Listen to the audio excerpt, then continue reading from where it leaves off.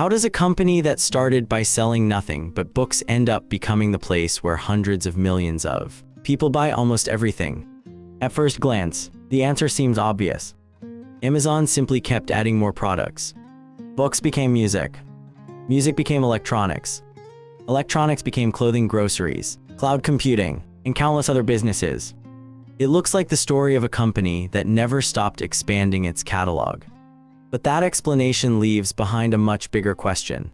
If selling more products was all it took, why did so many online retailers from the same era disappear, while Amazon became one of the most valuable companies in history? Why did countless businesses try to copy Amazon's expansion, only to discover that adding categories did not automatically create another Amazon? Perhaps the real story is not about what Amazon sold. Perhaps it is about something far less visible. To understand why, we have to go back to the beginning. When Jeff Bezos founded Amazon in 1994, the company did not randomly choose books as its first product. Books were uniquely suited to the early internet. There were millions of different titles available, but no physical bookstore could stock them all. An online catalog removed one of the biggest limitations of traditional retail: shelf space.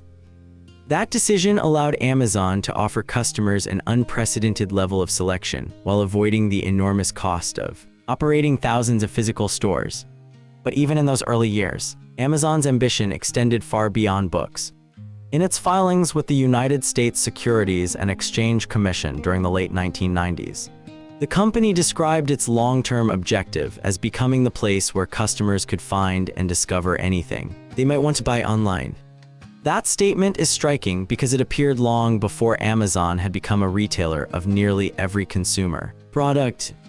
The destination was already clear. What remained uncertain was the path. Because moving from books to everything is far more difficult than it sounds. Every new category brings different suppliers, different inventory requirements, different customer expectations, different shipping challenges, and different competitive pressures. Expanding too quickly can overwhelm operations, consume enormous amounts of capital, and destroy profitability before scale is ever achieved.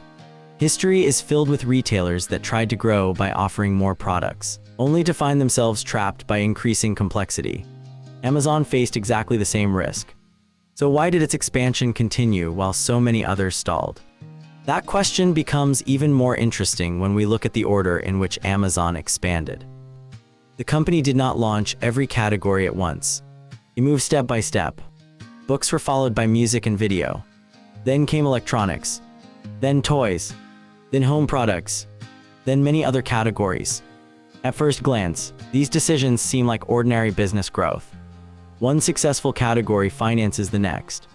But when we examine the pattern more closely, another possibility begins to emerge. What if the sequence itself was not driven primarily by the products? What if each expansion was actually solving a different problem altogether?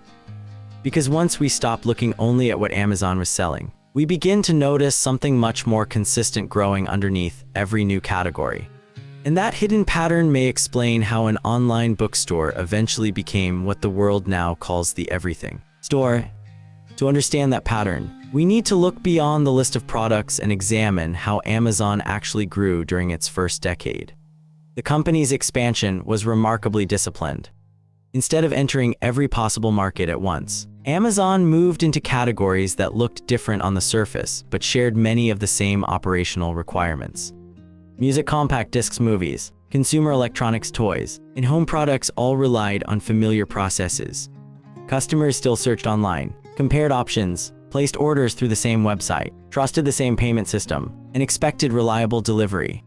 Every new category increased complexity, but it also strengthened capabilities that Amazon had already begun to build. This was important because retail is a business where scale creates powerful advantages. A larger customer base generates more transactions. More transactions generate more data. More data helps improve recommendations, inventory planning, and purchasing decisions. Higher sales volumes also strengthen relationships with suppliers and allow infrastructure costs to be spread across more orders. Rather than treating every category as a separate business, Amazon was gradually building a single operating system capable of handling many different businesses. This philosophy became increasingly visible in the company's public communications. Jeff Bezos often described Amazon's long-term focus using three principles that he believed would remain stable, regardless of changing technology or consumer trends. Customers would always want greater selection. They would always prefer lower prices. And they would always appreciate faster and more convenient shopping. Those priorities shaped countless investment decisions. Instead of maximizing short-term profits, Amazon repeatedly invested in fulfillment centers, software systems, recommendation algorithms, customer reviews, search technology, and logistics networks. Many of these investments appeared expensive at the time, but each one improved the experience for every customer, regardless of what product they purchased. The more categories Amazon introduced, the more valuable these shared systems became. Customer reviews written for books demonstrated that strangers could help each other make purchasing decisions. The recommendation engine developed for one category could also suggest products in another. The payment system became more trusted with every successful transaction. The fulfillment network became more efficient as shipping volume increased. In other words, growth was not simply increasing the number of products available on the website. Growth was also improving the underlying infrastructure that connected every transaction. This created a reinforcing cycle. A broader selection attracted more customers. More customers generated more orders. More orders justified greater investment in technology and logistics. Better technology and logistics improved the customer experience. A better experience attracted even more customers. Each loop made the next expansion easier than the previous one. Yet there was an obvious limitation. Every product that Amazon chose to sell directly required inventory, warehouse space, working capital, supplier relationships, and operational attention. As the catalog expanded, so did the financial and operational burden of owning more goods. If Amazon continued relying only on products that it purchased and stocked itself, its ambition would eventually collide with practical limits. No retailer, regardless of size, could own every product that customers might want. That challenge forced Amazon to confront a much larger question. If the company's goal was to offer virtually unlimited selection, perhaps increasing inventory was not the only path forward. Perhaps the real opportunity was to rethink what Amazon itself needed to own, and what parts of its growing infrastructure could be shared with others. That realization led to one of the most important strategic shifts in Amazon's history. Instead of asking, "What else should we sell?" the company gradually began asking a different question. What parts of our infrastructure can create value beyond our own retail business? The first major answer appeared in the form of Amazon Marketplace. Rather than purchasing every product itself, Amazon invited independent merchants to sell directly through its platform. Customers could browse products from Amazon alongside products offered by third-party sellers, while remaining inside the same shopping experience. This decision fundamentally changed the economics of expansion. Until then, adding a new category often required Amazon to negotiate with suppliers, purchase inventory, allocate warehouse space, and assume the financial risk of unsold goods. Marketplace dramatically reduced those constraints. Selection could grow because thousands of independent businesses were now contributing products that Amazon did not need to own. The company's annual reports from the early 2003 period describe how third-party sellers became an increasingly important part of the business, expanding product selection across multiple international marketplaces while using Amazon's existing customer traffic and transaction systems. The marketplace solved only part of the problem. Independent sellers could list products, yet many still faced the difficult task of storing inventory, packing orders, shipping packages, and handling customer service. Amazon had already spent years building fulfillment centers, warehouse software, transportation systems, and operational processes to solve those challenges for itself. Then came another crucial decision.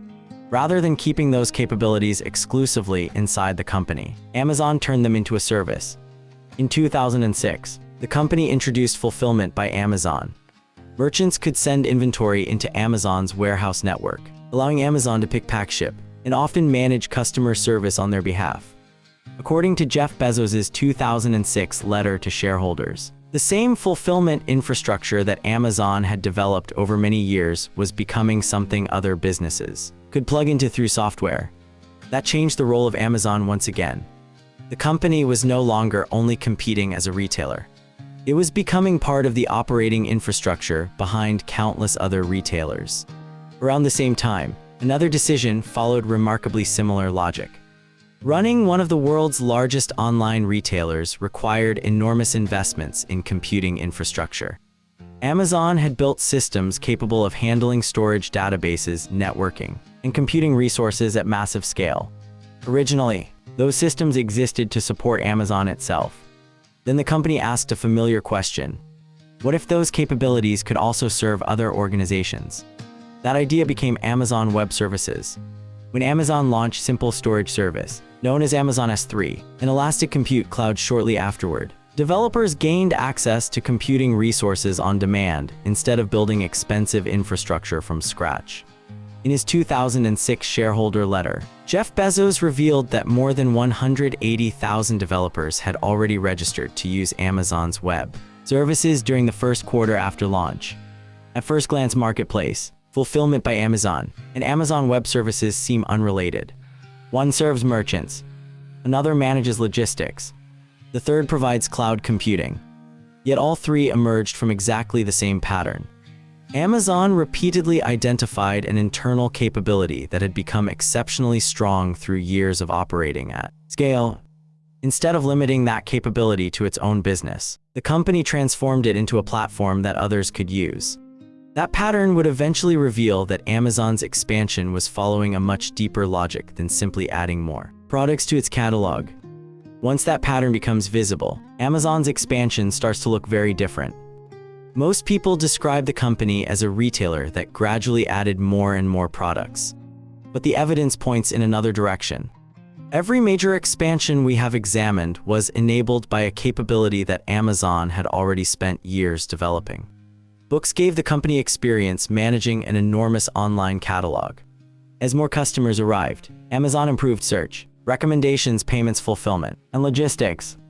Marketplace extended the company's commerce infrastructure to outside merchants. Fulfillment by Amazon extended its logistics network. Amazon Web Services extended its technology infrastructure. The products changed. The underlying capabilities kept expanding. This distinction matters because products are usually tied to a specific market.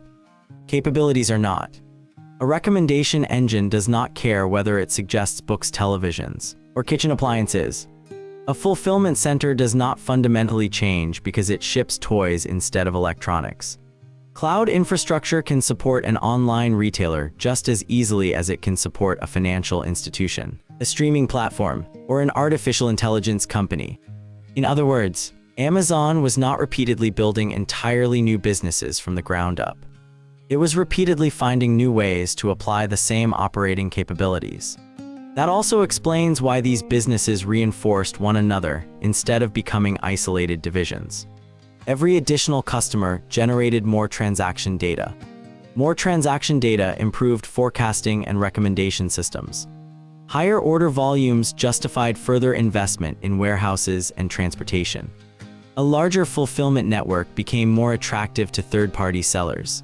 More sellers increased product selection. Greater selection attracted more customers. The cycle strengthened itself with every expansion. The same principle appears in Amazon's later business structure. By 2010, the company was serving several distinct groups at the same time.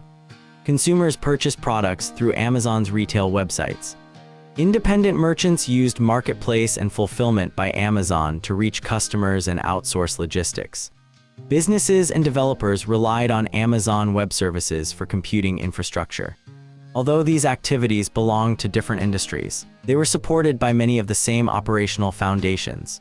This perspective also explains something that often seems puzzling. Why could Amazon move from retail into cloud computing, while traditional retailers rarely succeeded in making similar transitions? The answer is not that cloud computing happened to be a more attractive market. It is that Amazon had already built large-scale computing systems to solve its own operational problems. Offering those systems to external customers was an extension of an existing capability rather than the creation of an entirely unrelated business. The same logic applied to logistics. The same logic applied to third-party commerce. The company did not begin by asking which industry looked profitable. It first examined what it had already become exceptionally good at doing. Only then did it look for markets where those strengths could solve problems for others. Seen from this angle, Amazon's sequence of expansion was not random at all. Each new business sat next to an existing capability rather than next to an existing product.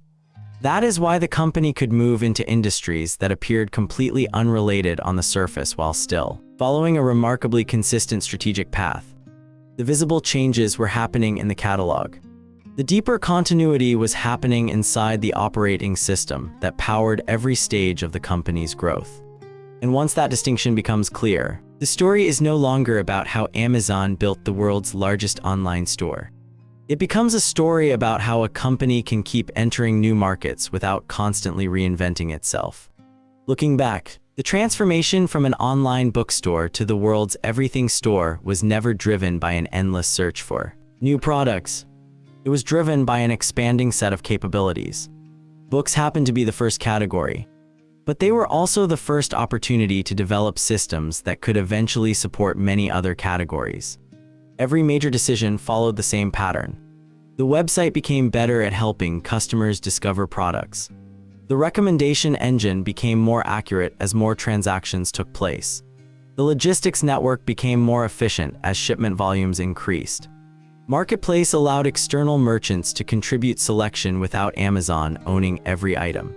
Fulfillment by Amazon allowed those merchants to use the same logistics infrastructure that Amazon had spent years refining. Amazon Web Services transformed internal technology into a platform used by organizations across entirely different industries. These developments did not happen independently. Each one strengthened the next. A larger ecosystem generated more customers. More customers generated more data. More data improved operations. Better operations attracted more merchants, developers, and businesses.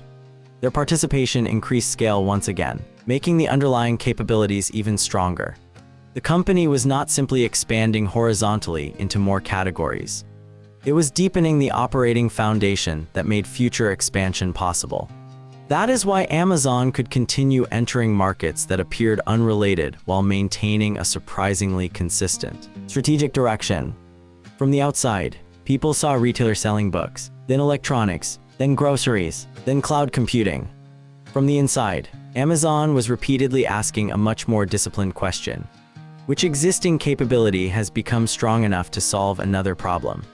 Once that capability existed, the next opportunity often became visible on its own. This way of thinking also changes how we understand diversification. Many companies begin with the products they want to sell.